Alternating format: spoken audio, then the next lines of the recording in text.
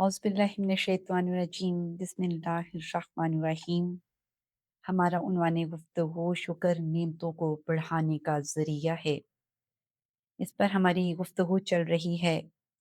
बात इस मंज़र पर है कि वो शुक्र जो हम अदा कर रहे हैं नेमतों के सिलसिले में, आखिर नेमत है क्या? कभी आपने सोचा अल्लाह ने हमें कितनी किस्म की नेमतें अता फरमाई? मुअज़्ज़ज़ सामईन, नेमतें दो किस्म की हैं, एक मादी और दूसरी मानवी। नेमत एक बहुत वसी मौजू है। इस सिलसिले में सूरह लुक़मान की आयत नंबर 20 का जिक्र करना चाहूँगी।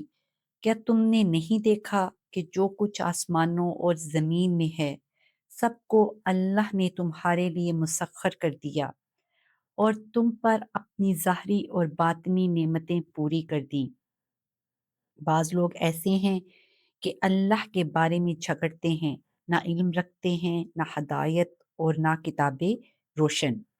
इस आयत मुबारका में दो किस्म की नेमतों का जिक्र हुआ।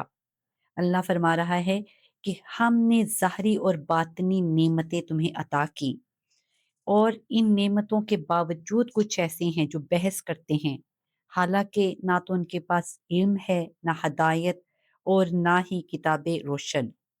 कुरान मजीद में बारहा अल्लाह ने लफ्ज़ नेमत का जिक्र किया। नेमत के लफ्ज़ी मानी, हर वो चीज़ जिससे इंसान को फ़ायदा पहुँचे वो नेमत है। नेमत का जिक्र कुरान मजीद में कहाँ कहाँ मिलता है, आइए इस सिलसिले में सूरह फातिर की आयत नंबर 3 देखते हैं। ए लोगो, अल्लाह की वो नेमत जो तुम पर आई उसे याद करो।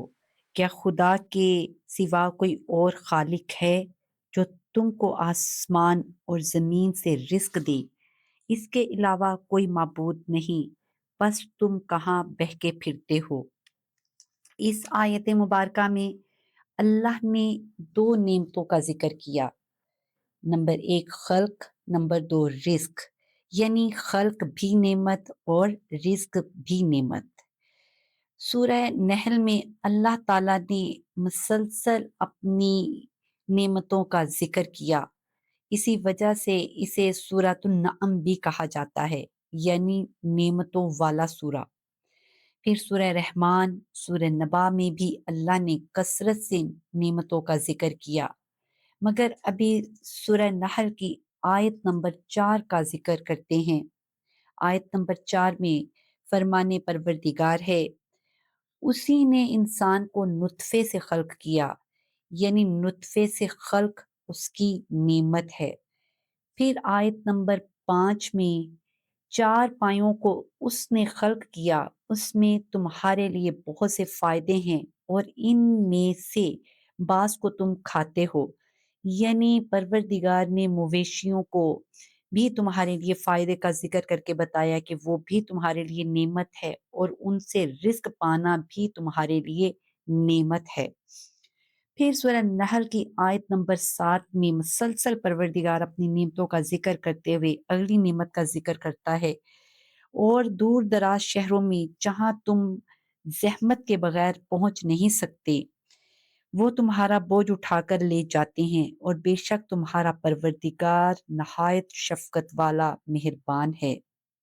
यानी इस आयत मुबारका में जानवरों का बोझ उठाना, यानी बगैर जहमत दिए तुम्हें दूसरी जगह पर ले जाना, एक शहर से दूसरे शहर में, एक मुकाम से दूसरे मुकाम पर ले जाना, ये भी परवरदिगार की नेमत है, ये भी परवरदिगार का एहसान है।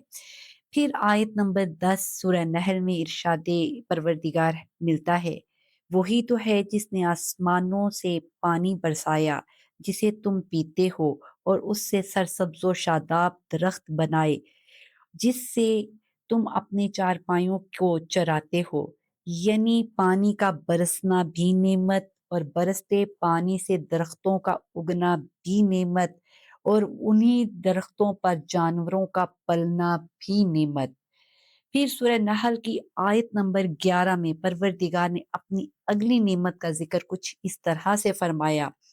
उसी पानी से, यानी जो आसमानों से बरसता है, जिसका जिक्र आयत नंबर 10 में हुआ, परवरदिगार कहता है कि फिर उसी पानी से اس نے تمہارے لیے کھیتی باڑی کا سامان پیدا کر دیا، یعنی اسی پانی سے تم کھیتی باڑی کرتے ہو، زیتون، کھجور اور انگور کو اگاتا ہے وہ پروردگار اسی پانی سے، اور ہر طرح کے پھل غور کرنے والوں کے لیے اس میں بڑی نشانی ہے۔ معزز سامعین، ہمارا موضوع نعمت اب جاری رہے گا۔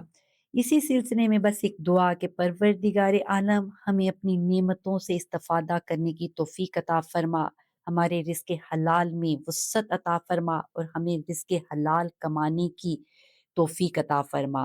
آمین الہی آمین۔